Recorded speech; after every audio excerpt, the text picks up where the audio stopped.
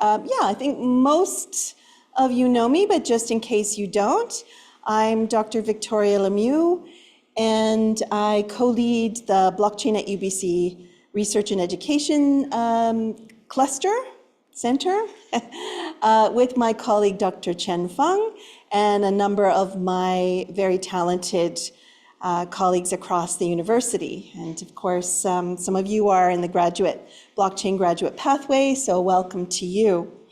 I'm very pleased today to have with us Dr. Annika Aebli, who I met in person when I was in Switzerland this summer, where we hosted our Blockchain at UBC Summer Institute in collaboration with the Lucerne University of Applied Sciences and Arts as part of UBC's Go Global program. It was a really fun experience for me as an instructor, I think for the students as well. And it was fantastic to make connections with and meet new people.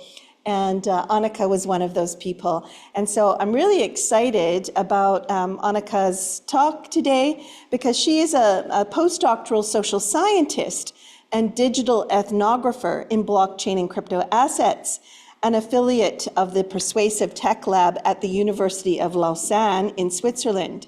And so we haven't had a talk from a social sciences perspective very often. So I'm really, really excited about the fact that Annika's with us today. Her research interests revolve around questions of trust and community building in emerging socio-technical systems. She's particularly curious about how individuals build trust in trustless blockchain spaces, social dynamics in digital worlds, and cognitive approaches to digital cultural studies. She's currently working on a large-scale research project funded by Optimism, an Ethereum-based Layer 2 blockchain solution that investigates identity fusion and social bonding in pseudonymous blockchain spaces. Annika obtained a PhD in Economics and Social Sciences from Leuphana University, Lunenburg, in Germany in 2020. So without further ado, welcome to you, Annika. Thank you very much. And over to you. Thank you so much, Victoria. I'm just going to start sharing my screen and make sure that works. All right, can you see my screen now? I hope that works. So yeah, thank you so much, Victoria, for this lovely introduction. I'm very excited to be here today and to present to you an empirical study on the human aspects of perhaps one of the most impactful and most highly publicized crypto crashes in the industry, the Luna collapse that happened in May 22. I conducted this study together with my wonderful colleague Fabienne, who's probably sitting in the audience now. Hi, Fabienne. And today I'd like to take you on a journey to explore how users navigated this unprecedented crisis by diving into users' emotional experiences and the ideological conflicts that emerged from this market crisis. So what happened? In May 22, Terra Luna, one of the top 10 cryptocurrencies, collapsed in a very dramatic manner and eliminated about 60 billion in value from the two networks' asset offerings, Terra USD, also referred to as UST, and the token Luna, that fell in value to practically zero within a very short period of time. And the scale of the crash was so immense that many compared it with the bankruptcy of the Lehman Brothers investment bank in 2008. And here you can see some headlines that you could find in The Guardian or New York Times. So it was really a dramatic crash. But ironically, at the same time, at the time of its collapse, UST was classified as the most popular algorithmic stablecoin, a cryptocurrency designed to support price stability of a specific asset. And by promoting USD as a decentralized, secure store of value and offering a highly profitable range of various applications, the Terra network attracted investors of all sizes, especially also small crypto investors and so-called retail traders. and rose to global standing as Luna's market value surged from under $1 early 21 to over $116 in April 22. And then shortly after Luna's peak in May 22, during a time of already very high volatility, so the global market wasn't doing too well, UST, the algorithmic stablecoin behind Luna that was meant to maintain price stability, lost its dollar peg after 2 billion in UST was sold off. And that, of course, brought down the price of UST and caused a chain reaction. People started to panic, and in a panic, more people sold off more UST, which brought the price of Luna down even further until Luna was eventually abandoned because it became worthless. And this crash caused the global crypto market to drop by roughly $1 trillion.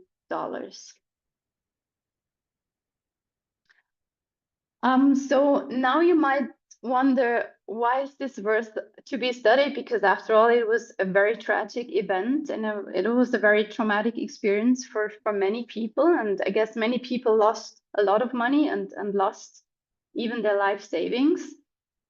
We think the Luna collapse exemplifies the gap between crypto's promise of a trust-free system in this reality, the social infrastructure that requires a lot of trust. And this so-called promissory gap has already been discussed in the literature, but it hasn't been studied empirically yet. And also it hasn't been studied how crypto users try to make sense of such a highly volatile and highly uncertain environment that we call crypto. So we introduced a study called Sensemaking about 3 weeks after the Luna crash in May 22, trying to be very thoughtful of what had happened and be thoughtful of crypto users' traumatic experiences and negative experiences. And it was very important for us to be straightforward and specific about the nature of the study and communicate very clearly what the purpose of the study was, because many people went through a tragic experience and probably, lost a lot of money. So at this point, the study had a twofold goal. On the one hand side, it was important for us just to provide users with a confidential space, with a safe space to be able to share their affective experiences related to the crash. Although we made it very clear that we're not therapists, and and we made them aware of the academic inquiry as well, of the scientific goal. So the scientific goal at this point was to understand how users navigate such a highly volatile environment. So the study was guided by the following research question: how do crypto users make sense of the historical market crash, and more generally of crypto as a very inherently gap-filled and uncertain reality? And by capturing how crypto investors make sense of a market crisis, we hope to be able to provide a user-centered perspective to the discussion of the so-called promissory gap, that is crypto's assurance of not requiring trust in third parties and its practical reality that shows a re-centralization of trust and power, which we could also find in our data. But before moving on to the sampling and the main results, I'd just like to mention a few words and highlight the methodology that we applied. So we used Dervin's sense-making approach. There's different sense-making approaches and even schools of thoughts that exist. And I guess Dervin was very famous for coming up with her own sense-making approach. She was a prominent scholar in the field of communication and information science. And her sense-making is a user-centered framework to study how individuals make sense of information in uncertain situations by asking questions and seeking information and making decisions. And I think it's also widely used in fields, especially like library science and health communication and media studies, to explore information behavior from a human-centered perspective.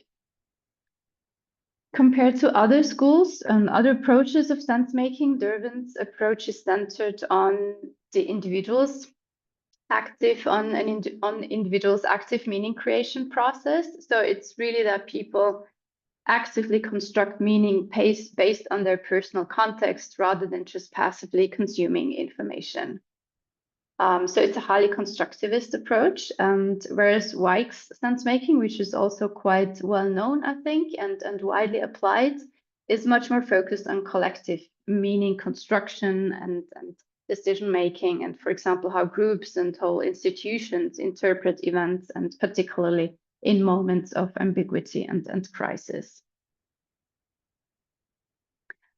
And as an interview technique, sense-making, Dervin's approach uses simple operational metaphor of bridging gaps, as illustrated by the graph on the slide. So by applying this metaphor, the interview guideline follows main pre-specified elements, including a situation, the gap, the bridge, and an outcome. And for each concept, you can see typical questions that you would ask. So for example, as part of the situation, you would ask the interviewee what happened first, second, and so on, and what were you hoping to achieve? What was your primary motivation? And then as part of the gap, you would ask questions like, what issues were you dealing with? What thoughts and feelings arose at this step? And then as part of the concept of the bridge, you would ask questions like, what answers helped you better understand the issue? What ideas or conclusions came to your mind? And as part of the outcome, you would ask, what were the consequences?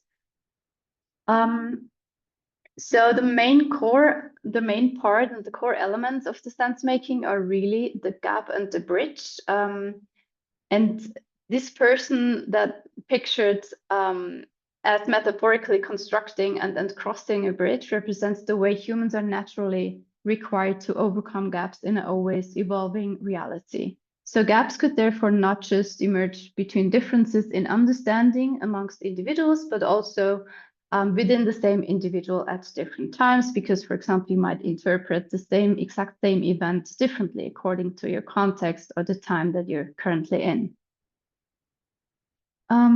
Yeah, and then through the process of bridging those gaps and making sense, people seek inputs from different sources. They would actively engage in the meaning construction that leads to a particular outcome. So that was the approach and the interview technique that we applied. And I would just like to say a few words about the sampling as well. So participants were recruited from a crypto platform. They were recruited within the Beethoven X platform, which is a decentralized crypto exchange and investment platform. And apart from trading different tokens, Beethoven X also has its own token called Beats. And why this particular platform, right? Beethoven X was selected for the study because it was, like many other protocols, indirectly impacted by the crash, and due to the high level of interconnectedness of crypto projects. And additionally, also the Beethoven team already knew me as a social scientist and researcher in the space, based on a previous study that I conducted for the team a few months before the crash. So for us as social scientists, this meant faster participant recruitment, and it allowed us to capture experiences and sentiments as they were unfolding and otherwise may have been lost. So what happened was that the Beethoven X team opened up a dedicated channel on their Discord platform, which we called Social Science Lab. This lab still exists, by the way, but it was opened up specifically for this study. Where we introduced the study and explained the purpose of the study. And as you can see, they even provided me with an own little avatar. So this lady on the picture should represent myself, which was aligned with their own branding, specific for the purpose of the study. You can see their own branding on the bottom right-hand side. And since negative experiences are sometimes quite challenging to articulate and to express in general, we try to leverage a visual method, and we ask participants to collect images, 5 to 6 images ahead of the interview, that represented their thoughts and feelings related to the crash. So we used the image-based qualitative in-depth methods, and as mentioned, collected data from end of May 22 till end of June. We talked about 20 users and 9 team members. The users were just regular investors, and the interviews lasted for about an hour. And before we move on to the main results, I'd just like to show you, give you a little impression of the images that participants collected related to their feelings, thoughts and feelings related to the crash. And I just let them speak for themselves.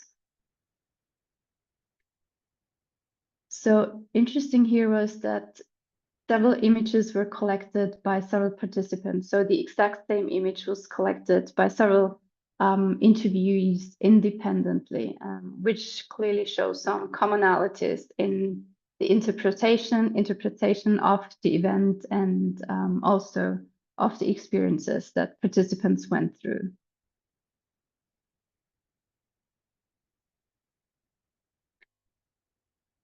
Then, based on the results, we were able to identify 2 main user types, and we briefly summarized them, or broadly summarized them, as the ideologists and the revenue seekers.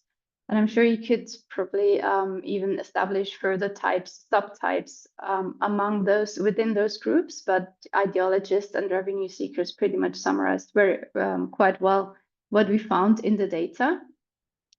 And I would just like to have a look at a typical sense-making journey of an ideologist and a typical sense-making journey of a revenue seeker.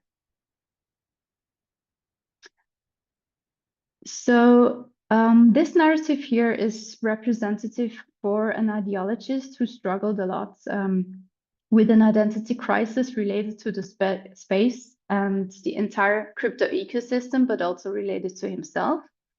On the left-hand side, you can see the images that this participant collected, and on the right-hand side, you can see the sense-making journey of this participant, which is really reflective of the ideologists, of the group that we call the ideologists.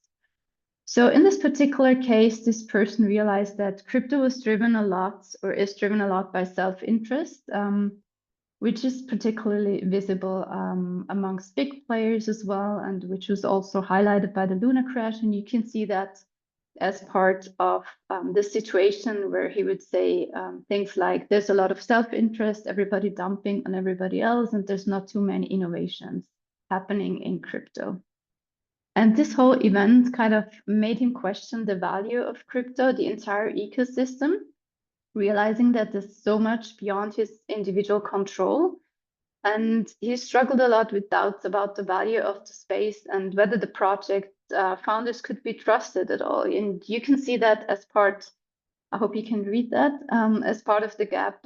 He would say things like, is this all just bullshit? Am I just an idiot for wanting to be part of the community? And there was a lot of feelings of not having control in the space and feelings of powerlessness.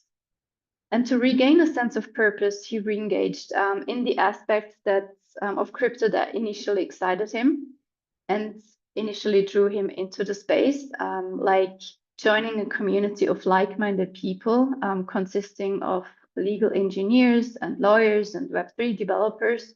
And really, by connecting with these people, he tried to create new meaning for himself. So you can see that as part of the bridge, he was trying to create his own new narrative and going back to the things that he was excited about in the first place by connecting with like-minded people. And which eventually gave him the feeling of playing an infinite game versus a finite game. Then on the other side, and pretty much the other side of the spectrum, you have a typical revenue seeker here, which is illustrated on this slide. Also the same organization, you have the pictures on the left-hand side that were collected by this particular participant, and the sense-making journey on the right-hand side. And this person struggled with quite different doubts and worries. So This participant initially believed that she would become a crypto millionaire. She was feeling very confident and excited about Luna's growth, and talked a lot about all the images that she had in her mind about her future, what her future is going to look like. And you can see that as part of the situation, that she would say, I thought I was going to be a crypto millionaire, but I got too cocky and too greedy. I was only considering the upside, and that was kind of reflected in the picture of on the left-hand side of Icarus flying too close to the sun. So she got overconfident. But then after the crash, she was totally overwhelmed by this event and by the experience that she had to go through, and she was basically looking for anybody to blame. She felt like a victim of something that was completely out of her control, and at the same time she put a lot of blame on herself as well, because she was the one who put herself into this situation. You could see that in the statements as part of the gap, where she would ask herself, were they rugs? Did I rug myself? I was looking for anybody to blame. Was it a Ponzi, and will I recognize it next time? So she had lots of self-doubts as well, and was overall just feeling very depressed and overwhelmed. And then the way she tried to create new meaning and tried to make sense of what had happened was by taking action and taking control, which you can see as part of the bridge. So she basically began to reflect on the difference between a victim and a warrior mindset, and she decided to take responsibility for her actions. You can see that take action, control, as part of trying to construct the bridge and bridge the gap. And what was particularly interesting here was that she mentioned a few times that she would like to be more conservative, and especially try to control her emotions, and try to recognize if your euphoric feelings as soon as they come up, and try to be more mindful of that and more aware of that. One interesting observation, if you look at the two groups, the ideologist and the revenue seeker, refers to the outcome. So whereas the ideologists were much more focused on themselves and what they can do and what they can try to improve moving forward, the revenue seekers were much more concerned and bothered by other people's actions, and especially bothered by what the respective team or protocol could do. For example, this person would say that the protocol should have a crisis team and a contingency plan in such a situation, in such a crisis situation. So that was an interesting difference that occurred in the two user groups. And then apart from these two user types, of course, we identified main themes, main sense-making themes organized in the different concepts here as well. I'm not going to go through all of them because that would be way too much, but the main themes that you can see here are kind of summarized with a title and organized in the different sense-making concepts. So as part of the situation, this situation can mainly be described by flawed assessments. Then the gaps that people were struggling with can mainly be described by dilemmas and distrust. The bridges and strategies that people try to come up with to make sense of what had happened and move forward can mainly be summarized as new mindsets and future preparation. And the outcome was mainly about standing together and focus on health. And as you can see, we also identified several aspects that were perceived as helps or as hindering in bridging those gaps and constructing those bridges. The helps were people were mainly looking for like-minded people and social relationships, and mentioned that was particularly helpful in finding new meaning in the space. And as a hindrance, the crypto culture was particularly emphasized here, that is perceived as hindering for crypto's growth and just generally for moving forward. I would just like to highlight a few things in terms of the context and Then have a brief look at users' cognitive gaps, the dilemmas and distrust, and the identified hindrance, the crypto culture, because I think these were really fundamental to people's sense making. So as part of the context of the Luna crash is often described as with reference to crypto's very nature and the power dynamics at work, especially crypto's inherent volatility and immaturity. And interestingly, several participants explained that the dysfunctional capitalistic system in traditional finance and in today's society was the main reason for them to get involved in crypto in the first place. But then, and by dysfunctional, I think they just mean a misalignment of interest and power, typically with a few people, with a few dominant players dictating the market. But then they somehow described how they came to realize that the exact same power dynamics are also at play in the crypto space as well.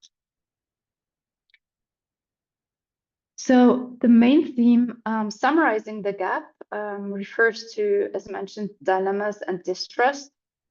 And particularly relevant here was the player versus player mentality and the questioning the space. And these were pictures that were also collected by interview participants. So following the Luna collapse, many participants experienced feelings of powerlessness and distrust and an internal conflict related to themselves as participants in the space, but also the entire ecosystem itself.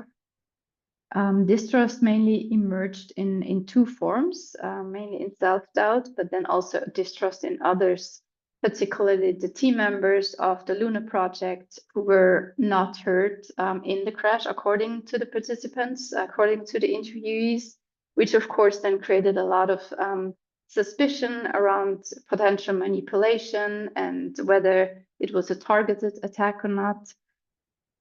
And participants also grappled with conflicts between crypto's ideological values and its self-serving, what they called pump and dump mentality, which leads people to question the purpose of the entire crypto ecosystem. One interesting aspect that we identified in the data here was, because we also talked to team members, right, was that especially team members, and that was really the only difference that we could see in the data, team members often expressed feelings of guilt as well. So they felt guilty for not warning people, warning users of the potential risks, even though this particular team that we talked to, the Beethoven team, wasn't directly affected by the crash. They were just indirectly affected by the crash due to the high interconnectedness of crypto projects.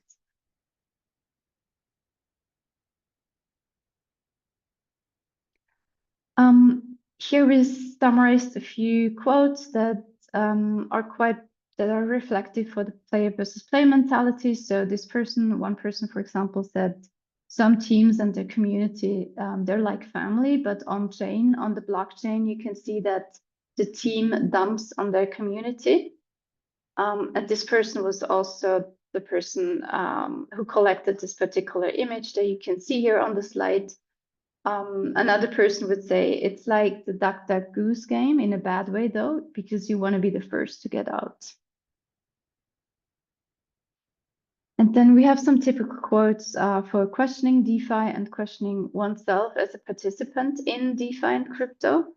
One person was saying, questioning the whole space, and for example said, does any of this stuff really matter at all, or are we just idiots for thinking that it is important? And another person would say, I was questioning myself, what are we even doing here? And then crypto culture was identified as a hindrance for personal growth, but also for growth in the entire ecosystem. I think the culture in crypto has a lot of positive aspects that a lot of people appreciate. But during times of high uncertainty and ambiguity, the culture was perceived as hindering in making progress and realizing of what's actually happening. And particularly, participants emphasized that it was mainly the idealization of leaders like Do Kwon, like the co-founder of this of the Luna project, but also Andre, who's another leader of a big project, who's illustrated here in the picture on the left-hand side, which is often referred to as a figurehead in crypto, that this is hindering for the advancement of the space, and but also typical identity markers and memes and typical crypto narratives were perceived as hindering in the advancement for the space of the space, because people often refer to the fact that this cult-like, it's almost like a cult-like behavior, which discourages critical thinking, and yeah, this was just seen as hindering for growth overall. And also being conscious and aware of the risks, I guess, because there's a lot of hype going on in crypto as well. And overall, people expressed a desire for a more collaborative and a less idol-driven culture and a less cult-like behavior. So here you can see a few quotes referring to the hype, the typical crypto hype, or as part of crypto's culture. One person mentioned that it's easy to get caught up in the hype, in the moon boys. Another person mentioned that Luna raises so much attention from the mass media that even the normies, ordinary people, talked about this. And this was, by the way, also a dominant theme as part of the situation, where people referred to normies, ordinary people joining crypto. They labeled them as the influx of the wrong people, and by wrong, they just refer to people who are not interested in the ideological values of the space or the technology, but they're just joining crypto for the financial side of things. Then there's another typical quote for memes. Do your own research or don't invest more than you can afford. I think this is just a way of deferring responsibility. So both these do your own research and don't invest more than you can afford are typical crypto narratives, and people perceive them as misleading and deferring responsibility, especially during uncertain times. Or then another person would say that crypto, the culture around crypto, which is, you know, we're all going to make it, we're all community, this is just misleading and an illusion of community, which is actually not true, because you don't even know who to trust in crypto. And then finally, idolizing figureheads that also are pretty much representative for the cult-like behavior in crypto, I guess. People really believed Do Kwon, the co-founder of the Luna project, and trusted Do Kwon. And other people would also refer to other leaders of big projects, like Andres. The one person was saying, I think he's a great developer, but I think he's not mentally stable. Yeah, that was a lot of information. Based on the results, we were able to make identify several contributions, and we would just like to touch on a few discussion points here, which were the main contributions of this study. One refers to the power imbalances in the space, in the crypto space. One refers to crypto's so-called trustless nature, and the last one to the user types that I mentioned. So a major theme concerns the power imbalances between actors in crypto. And ironically, uneven power structures is exactly what crypto's guiding ideology originally meant to make obsolete. So it seems like the original problem of trust is just moved from powerful actors in the non-digital space, like, for example, in traditional finance, to a new uncontrolled or even uncontrollable space with big power centers within the crypto network.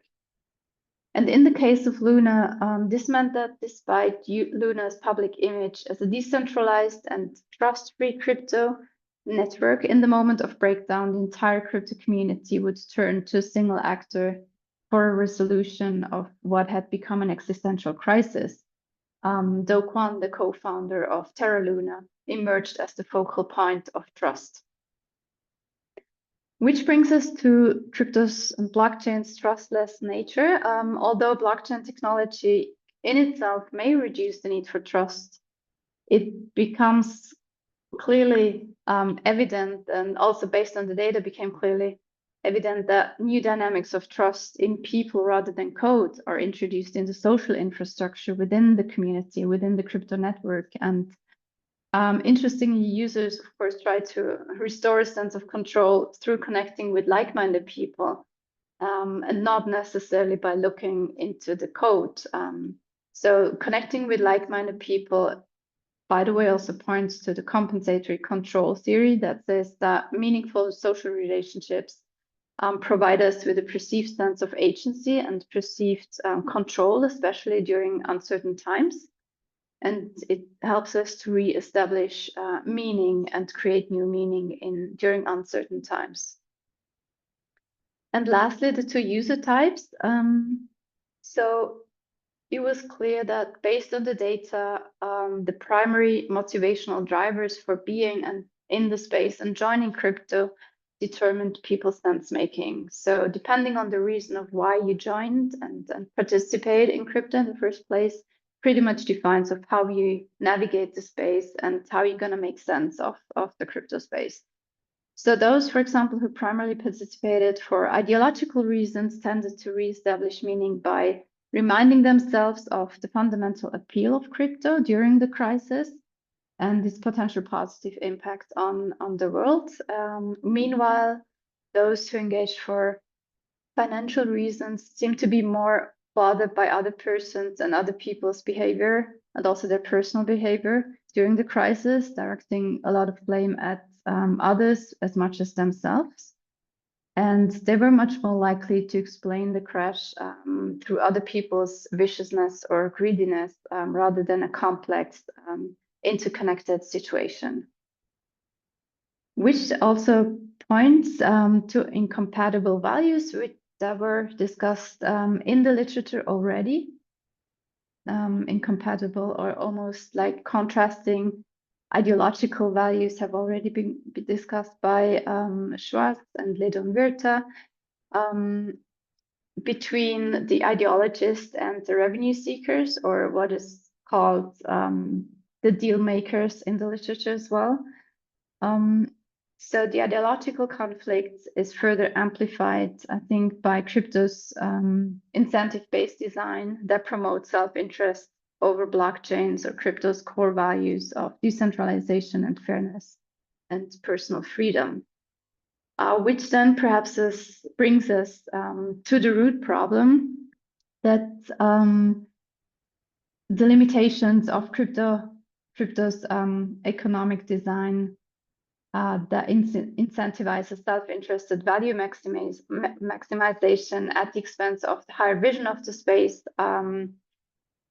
leads to contrasting values. And as stated in this quote here, worlds made of incentives elevate certain parts of us and suppress others, and the presence of game theoretic calculation might seem to undermine the power of pro-social acts. Where, yeah, this ideological ideological conflict, whereas crypto is much more about its underlying blockchain technologies, was originally meant to be much more about personal agency, personal freedom, social inclusion, and social fairness. Yeah, that was all from my side. Thank you so much for your attention. And I hope you have some questions. I'm happy to answer any questions that you might have. Thank you so much, Annika. And yeah, we really appreciate your talk. So we'll have some questions now, but a round of applause for Annika and the research that she has done. So do we have questions from the room? Would anybody like to start off the questions?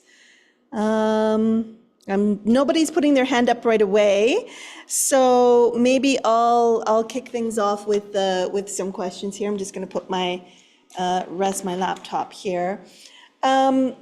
So I was really, really interested in the use of Dervin's sense making and how you approach the interviews. That is methodologically quite interesting. And you mentioned that out of that you used visuals as well, because visuals can be an easier way for participants to express something that might have been a traumatic event for them. And I wondered if you found, if you looked particularly at differences between your ideologists and your revenue seekers in terms of the images that they chose to represent their experience. Was there a pattern to those images? Did you find, or did you analyze that at all? I was curious. Yeah, sure. Thank you for the question. Sorry. We did not analyze the images. They were just really leveraged as a guideline also for the participants themselves, because I feel like it was much easier for them to talk and kind of capture what they went through and capture their negative and traumatic experiences. And also they felt like they weren't directly talking to us, but they were basically talking about the images, about something else, and basically almost to the images and not directly to us, which was made it kind of, I guess, made it a little bit more, made it easier for them to express.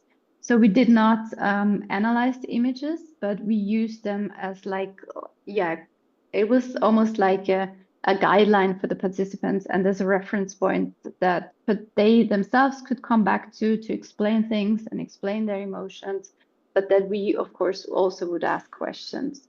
So, back to your question. I don't think there were any particular differences between the two groups. Whereas overall, I have to say that, and I think that was pretty clear on the two sense-making journeys that I presented, that the ideologists were much more reflective of the entire ecosystem and of the crash, and really much more concerned about of any of this really matters, and what they could do and contribute, and how the future of crypto might look like, and even the future of blockchain might look like. Whereas the revenue seekers, or what they call the deal makers in the literature, were much more concerned about, they had much, I wouldn't say stronger emotions, but they were much more concerned with the actual event of what had happened. Yeah. Thank you. And so that's really methodologically interesting. And I wanted to ask you too, from a methodological perspective with Dervin. So you did a great job of explaining her approach. And so I wondered if you had any thoughts on whether or not you feel that the approach is maybe too oriented towards to actually arriving at some sense making. So does it actually presume that sense making took place? And did you get a sense that maybe from any of the participants that they didn't make the bridge, there was no sense making, it was just sort of, or there wasn't an attempt to make sense of it? Maybe they moved on, the deal makers, I don't know, maybe they just moved on, or people just couldn't make sense of it. I just wondered if there was any sense of that from you. Yeah, that's a really good question, because I was personally a little bit worried that it might impose something onto the people on their personal experience, which wasn't necessarily there. As you said, some people might have never been able to construct the bridge and, make sense of what had happened. In our case, it was pretty much, for most participants, it worked really well. But there were a few participants where you could tell that they were basically circling about around the same issues and weren't really, didn't really come up with the solution.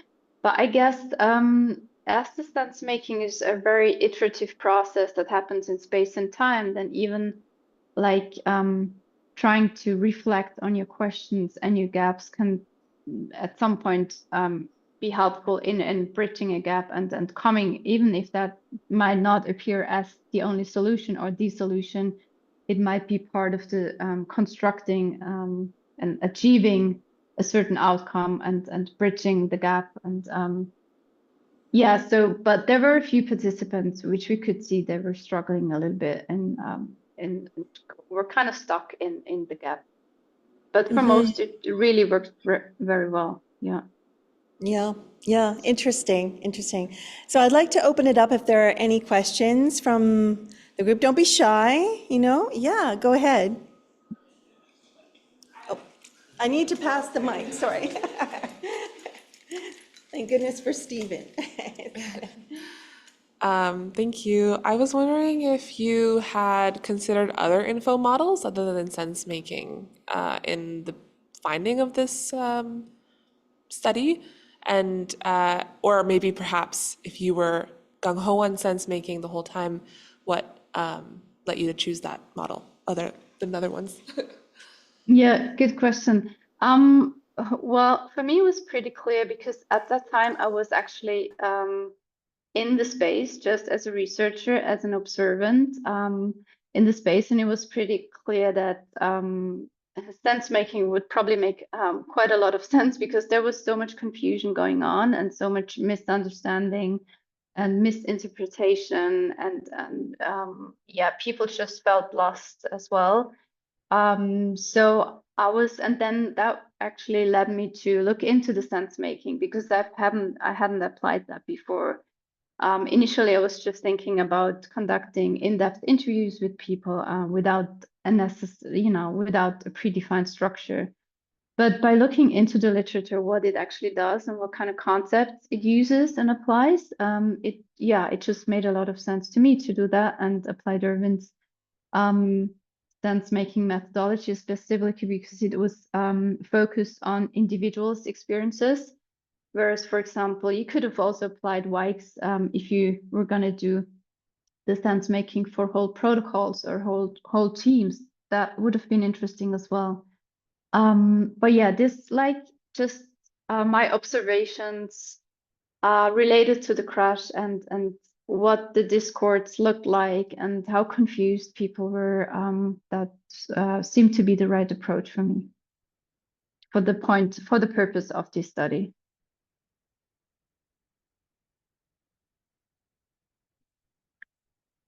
Right. Yes.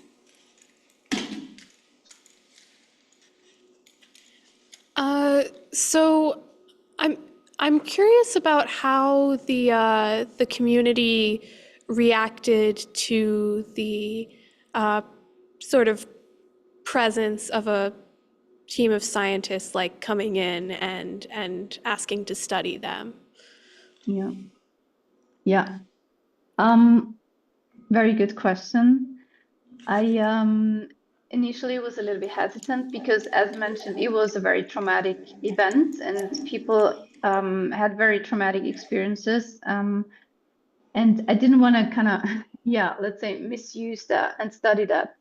So I was already a participant as a social scientist in the space because, yeah, as I conducted another study for the team, for this particular team, months before the crash. So that was, I guess, an advantage that I was already a participant and a social scientist, a known social scientist in the space. And we then just opened up this social science lab and really put a lot of effort into explaining what we were trying to do and making clear, explaining the purpose of the study and making clear that, yeah, we didn't want to, take advantage of people's bad experiences or anything like that. But also at the same time that we were not therapists. We just really tried to provide people with a safe space to talk about their experiences. And then also pointed out, of course, the academic inquiry of the study.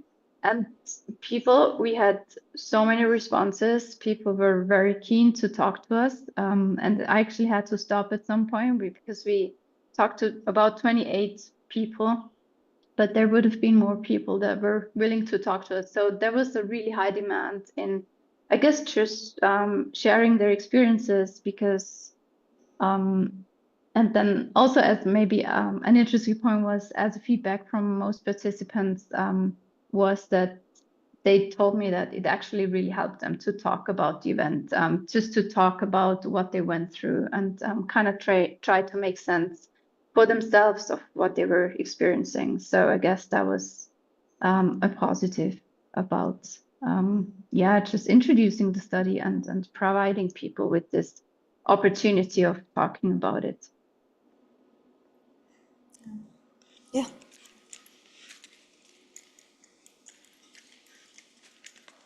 Hello. I have a question about follow-up. Has there been, like within your team or with other teams that you know of, follow-up on like the Discord, the Beethoven community, in terms of their sense making now in relation to what had happened in 2022? If there is still this, like that outcome of revenue seekers versus ideologists within the 2 years span. So I would love your thoughts. Yeah. No, unfortunately, there hasn't been a follow-up, but it would have definitely been interesting to see whether the sense making or how the sense making, evolved kind of over the time span within the 2 years, 2.5 years time span. But no, we didn't conduct another study on that. I know that some of the participants that we talked to, they are still in the space, and it would definitely be interesting to capture their thoughts and feelings, and maybe their reflection, kind of a meta sense making of their initial sense making, or just to try to capture the progress of how they think about the entire crypto ecosystem. We're running up towards the top of the hour. So I did want to ask you kind of a concluding question, which is, to really help us reflect on what the takeaway might be in terms of, the lessons learned for the crypto community, how the crypto community might absorb or take action on these lessons, and maybe even how they are, because I know, as I mentioned in your introduction, you're working for, this research is funded by the crypto community, an Ethereum-based organization. So maybe, is there some good that will come out of this in terms of how the community evolves and is directed? What do you think? I think in terms of the community and protocols and teams, they have become much more reflective about the state of the space and how still very much immature it was, and probably still is at this point of time, but how immature the space was at this time, and just try to be much more informative and also highlight potential risks. I know that this particular team that we worked with, the Beethoven X team, they are or have already been quite cautious and quite very informative, and would always try to highlight potential risks. But of course, in terms of the users, as you say, it's a self-sovereign space, and the users are kind of responsible for themselves. I think there's a lot of progress going on as well, in terms of users realizing that this is really serious. It's not just a meme, or it's not just the typical crypto narrative. By the way, I talked to just a few, 1 or 2 participants for the purpose of another study, and that was interesting to capture kind of their current experiences and thoughts related to the crypto space. So they seem to have undergone quite traumatic changes in terms of how they think about the space. That wasn't part of the sense making, that was part of a different study, but in terms of how they think about the space and how they try to behave in the space. So I guess there was just at this point, when the Luna project, Terra Luna crashed, there was just a lot of hype going on, and a lot of overconfidence. People became way too confident, and I guess that was the learning for a lot of people as well. Yeah. Yes, it was very sobering and really devastating, as you mentioned, for a lot. of individuals. And I'm wondering, many of the protocols and the kind of applications, decentralized communities that are forming on the protocols are not necessarily focused on a single, crypto or primarily focused on crypto trading, but there are communities that are springing up that are focused on data sharing with many of the same attributes, the incentive-based data sharing and so on. And I'm wondering if you think the lessons from this study would be generalizable to those communities, or do we have to be cautious about how much we generalize from this particular event and this particular crypto, and protocol? Yeah, I mean, so this is obviously a very specific field of, let's say, application, with crypto being a financial layer on blockchain. But I guess when it comes to the incentive mechanisms and financial incentive mechanisms, and especially the game theoretic financial incentives that really drive self-interest and value maximization over, let's say, collective actions, then I think there are definitely some generalizable findings in the study that we can draw from the study and transfer to other fields of applications or context, I think, because that just seems to be the case as soon as there's financial incentives introduced into a system that just dominates to a great extent of how people behave. Yeah. Well, thank you so much, Annika. That's all we're going to have time for today. We're a little bit over, actually, but it's been a really, really interesting study to hear from, and congratulations to you for conducting this research, and we thank you very much for sharing it with us, and we look forward to learning more as your research progresses. I'll just say to everyone that's in the room and online, thank you for attending. We'll be having another blockchain at UBC Research Talk coming up next month. So sign up to our newsletter to find out more. And please don't forget as well, we have our industry night coming up on October 17th, where we will have our industry partners coming to speak about where we are at with the blockchain and Web3 community, Vancouver, globally. It's a great chance to network, meet industry partners if you want projects, for example, to work on, if you're looking for work in the industry. And we had over, I think, 200 participants last year, so we're hoping we get the same number out this year. Stephen and I and Luna are working very hard on that. And it'll be a fun night. So thanks for coming, and looking forward to connecting with you again at Industry Night and our next Blockchain at UBC monthly research talk. And final thanks again to Annika for joining us today. Okay, bye everyone. Thank you. Thank you so much for having me. Bye-bye.